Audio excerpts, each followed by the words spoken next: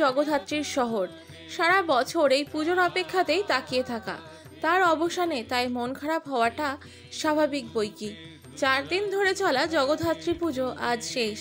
দশমীতে তাই মন ভালো নেই পুজো উদ্যোক্তাদের। কাল থেকে আবার ভাঙা হাট। বিগত 17 বছর ধরে জগদ্ধাত্রীর আরাধনা করে আসছে বড়বাজারের নেতাজি সুভাষ মিশন। সোমবার ছিল নবমীর শেষ রজনী। সকাল থেকেই চলে পুজোর প্রস্তুতি। এবছর করোনার কারণে বাদ পড়েছে নানান অনুষ্ঠানের, এমনটাই জানালেন পুজো কমিটির সদস্য চন্দন দে। সকালবেলা করোনা বিধি মেনে সকালে নবমীর পুষ্পাঞ্জলিতে অংশগ্রহণ করে। এবছর 17 বছরে পূর্ণ হলো। আমরা এবারে করোনা আবহের মধ্যে জীবনযাপন কাটাচ্ছি। সারা পৃথিবী থেকে ভারতবর্ষের সর্বত্রই করোনায় দাপটে আমরা নাজেহাল।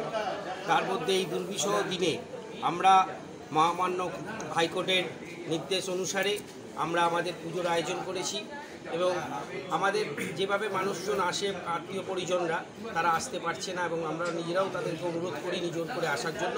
কিন্তু আমাদের নিজেরা মায়ের আরাধনা তো করতেই হবে, মায়ের কাছে প্রার্থনা করব করোনার মতন এরকম মারণ রোগ যেন ধ্বংস হয়, যেন আমরা স্বাভাবিক জীবনযাত্রায় ফিরে আসতে পারি।